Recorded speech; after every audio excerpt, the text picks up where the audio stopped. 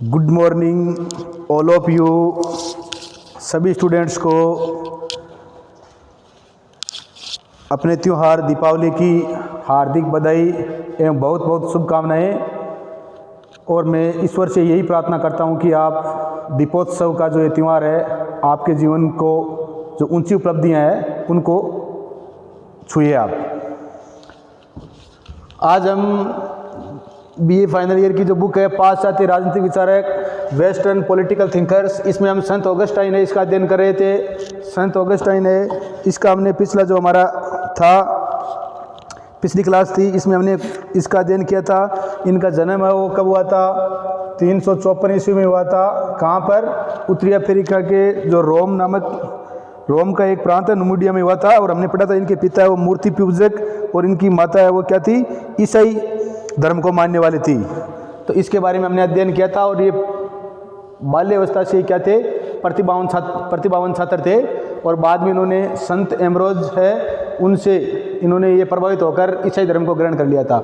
इनका प्रमुख कोटेशन था, जिन राज्यों में न्याय नहीं रह जाता वो डाकुओं के झुंड मात्र कहे जाते हैं, या जिन राज्यों में न्याय नहीं होता है वो चोर उच्चकों के राज्य होते हैं। तो इसका ध्यान रखना है। किसकी है? संत ऑगस्टाइन की है। अब ऑगस्टाइन की जो प्रमुख रचनाएं हैं उनका हम अध्ययन करेंगे। ऑगस्टाइन ने प्राय जीवन भर लिखा।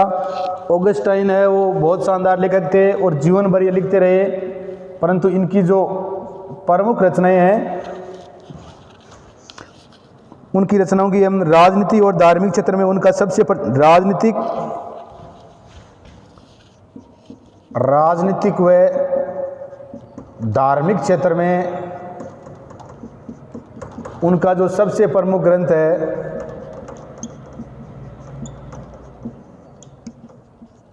क्वेश्चन पूछा गया है कि संत ऑगस्टाइन का राजनीतिक व धार्मिक क्षेत्र में सबसे प्रमुख ग्रंथ है वो कौन सा है? तो कौन सा है? De Civitas Dei. De Civitas Dei. Question पूछ ले कि राजनीतिक व धार्मिक क्षेत्र में संत ऑगस्टाइन का सबसे प्रमुख ग्रंथ कौन सा है? तो कौन सा है? De Civitas Dei. De Civitas Dei. और इंग्लिश में ये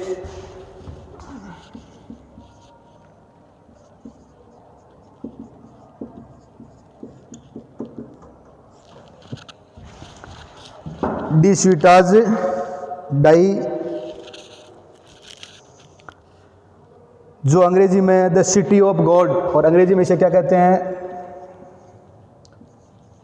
द सिटी ऑफ गॉड।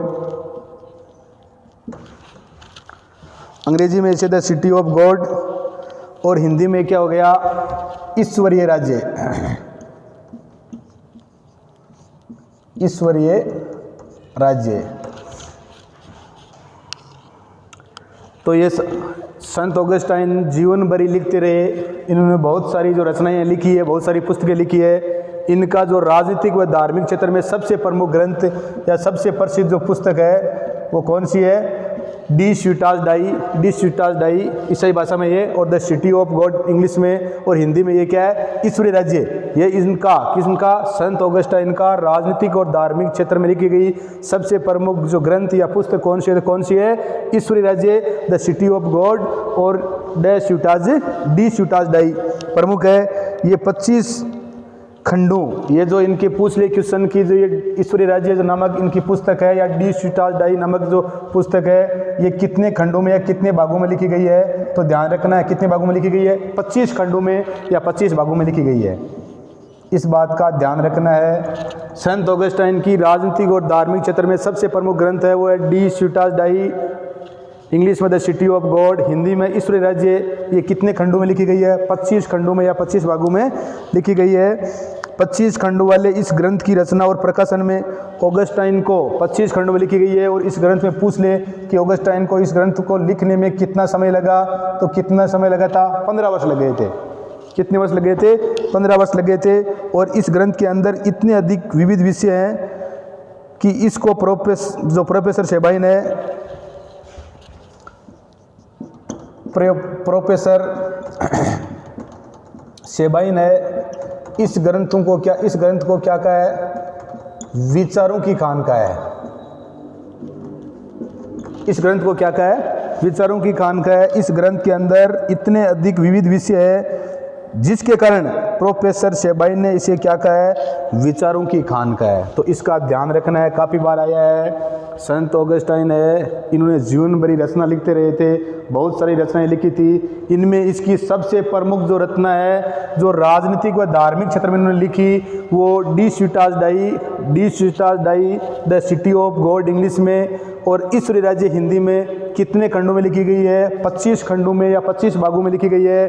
और इसको लिखने में संत ऑगस्टाइन को कितना समय लग गया, अपने जीवन के 15 वर्ष लगे थे। और इसमें विविध विषयों के कारण, किसमें, द सिटी ऑफ गॉड या ईश्वरी राज्य के विविध विषयों के कारण इसको प्रोफेसर शेबाइन ने क्या कहा है, विचारों की खानका है। किसको, द सिटी ऑफ गॉड जो ग्रंथ है किसका, संत ऑगस्टाइन को, उसको प्रोफेसर शेबाइन ने क्या कहा है, विचारों की खानका है। विचारों की खानका है इस ग्रंथ को। तो ध्यान रखना है, प्रमुख ग्रंथ द सिटी ऑफ गॉड ईश्वरी राज्य कितने भागों में है, 25 भागों में है। कितना समय लगा लिखने में, 15 वर्ष लगे। और इस ग्रंथ को इसके विविध विषयों के कारण विचारों की खान किसने कहा है, तो किसने कहा है, प्रोफेसर शेबाइन ने कहा। इस बात का ध्यान रखना है। उनका जो दूसरा प्रमुख ग्रंथ है वो है कन्फेशंस। दूसरा जो प्रमुख ग्रंथ है वो है कन्फेशंस। और इसमें इन्होंने कन्फेशंस है जिसमें उन्होंने अपने जीवनी के साथ बताया है कि ईसाई धर्म को इन्होंने बताया है, अपनी जीवनी लिखी है इसमें, अपनी जीवनी का भी इन्होंने वर्णन किया है किसमें, कन्फेशंस में। और इसमें इन्होंने कहा है कि उसने जो ईसाई धर्म है, संत ऑगस्टाइन है, इसने जो ईसाई धर्म है इसको इन्होंने क्यों है वो ईसाई धर्म है इसको इन्होंने क्यों माना है, या ईसाई धर्म को इन्होंने क्यों स्वीकार किया है। तो हमने जब कल इनके जन्म में के विषय में पढ़ा था, इनका जन्म 354 ईस्वी में हुआ था। इनके पिता है जो रोम में, वहाँ पे एक मूर्ति की पूजा करने वाला वर्ग होता था, मूर्ति पूजक। और इनकी जो माताजी थी वो क्या थी, ईसाई धर्म को मानने वाली थी।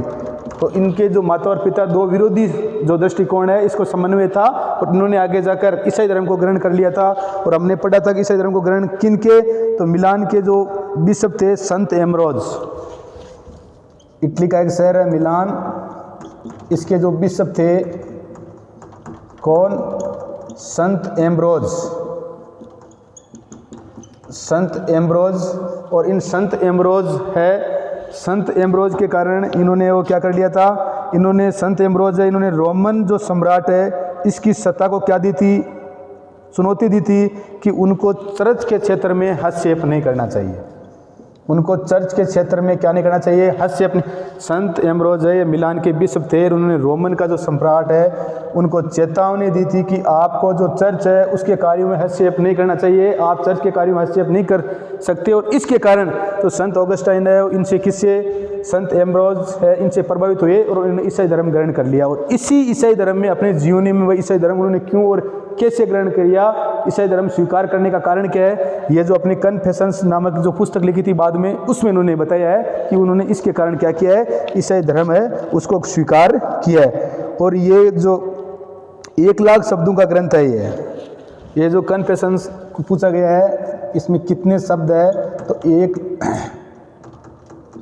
1 लाख शब्दों का ग्रंथ है ये। पूछा भी गया है कि संत ऑगस्टाइन का जो कन्फेशंस नामक बुक लिखी गई है उसमें कितनी इसमें है वो कितने शब्द है, तो कितने शब्द है, 1 लाख शब्द है। और ये किसके लिए लिखा गया है, ईश्वर के लिए लिखा गया है। 1 लाख शब्द है और किसको संबोधित करके लिखा गया है, ईश्वर को संबोधित करके लिखा गया है। इसका ध्यान रखना है। एक बार क्वेश्चन पूछा गया है कितने शब्द है इसमें, तो 1 लाख शब्द है। और कन्फेशंस नामक जो बुक है या जो रचना लिखी है इसमें इन्होंने क्या किया है कि ईसाई धर्म है इसको इन्होंने स्वीकार क्यों किया है, स्वीकार करने का कारण क्या है, इसके बारे में लिखा है। और इन्होंने जो अपना ईसाई धर्म है वो स्वीकार करने का कारण क्या था, ये संत एम्ब्रोज थे, इनके कारण इन्होंने ईसाई धर्म को, क्योंकि इनसे प्रभावित थे, प्रभावित होने का कारण क्या था, इन्होंने जो ये मिलान के बिशप थे और इन्होंने रोमन के जो सम्राट है उसको क्या दी थी, चुनौती दी थी खुली कि आपको चर्च के कार्यों में या चर्च के काम में हस्तक्षेप करने की जरूरत नहीं है, आप हस्तक्षेप नहीं कर सकते। इसके कारण संत ऑगस्टाइन संत एम्ब्रोज से क्या हुए, प्रभावित हुए और उन्होंने ईसाई धर्म को स्वीकार कर लिया। और इसी ईसाई धर्म की इन्होंने कन्फेशंस नामक ग्रंथ में चर्चा की है जो 1 लाख शब्दों में है। और ये जो शब्द है किसको संबोधित है, ईश्वर को संबोधित है। इस बात का ध्यान रखना है। संत ऑगस्टाइन के थोड़े से हम विचारों के बारे में जानेंगे कि संत ऑगस्टाइन है, इसके विचार है वो किस प्रकार के हैं। संत ऑगस्टाइन यूनानियों की भांति राजनीतिक चिंतन तथा जो रोमन है उनकी भांति उनके विचारों में क्या नहीं थी, विविधता नहीं थी। जिस प्रकार से यूनान के जो विचारक है वह जो रोमन है उनके विचारों में जो विविधता देखने को मिलती है वो विविधता है वो संत ऑगस्टाइन के विचारों में नहीं थी। वह चर्च के संस्थापक, संत ऑगस्टाइन है वो चर्च के संस्थापक एवं धर्म का उपदेशक थे और इन्होंने ईसाई मत तथा आध्यात्मिकता से प्रेरित होकर राजनीतिक विचारों का क्या किया, प्रतिपादन किया। तो वो चर्च का संस्थापक हम किसे कह सकते हैं, चर्च का संस्थापक है वो संत ऑगस्टाइन को कह सकते हैं। किसको कह सकते हैं, संत ऑगस्टाइन को कह सकते हैं। ये चर्च के संस्थापक थे और धर्मोपदेशक मतलब धर्म का उपदेश देने वाले थे। कौन, संत ऑगस्टाइन।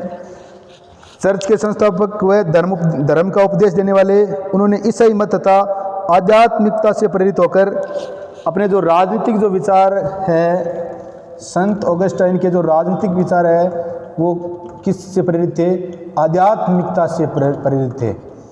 संत ऑगस्टाइन के मतलब ये चर्च के संस्थापक थे, धर्म का उपदेश देने वाले थे, ईसाई धर्म के धर्मोपदेशक थे ये, और राजनीतिक जो इनके विचार है वो किससे संबंधित थे, आध्यात्मिकता से संबंधित थे। और ये आध्यात्मिकता में जो चर्च है इसको क्या मानते थे, संपूर्ण मानते थे। उनकी सबसे प्रमुख दो धारणाएं हैं। संत ऑगस्टाइन की प्रमुख कितनी धारणाएं हैं, संत ऑगस्टाइन की प्रमुख दो धारणाएं हैं। एक तो इतिहास दर्शन, संत ऑगस्टाइन की प्रमुख दो धारणाएं हैं। एक तो इतिहास दर्शन, उन्होंने बताया था कि इतिहास है इसके बारे में इतिहास दर्शन, और दूसरी है दो राज्यों की धारणा।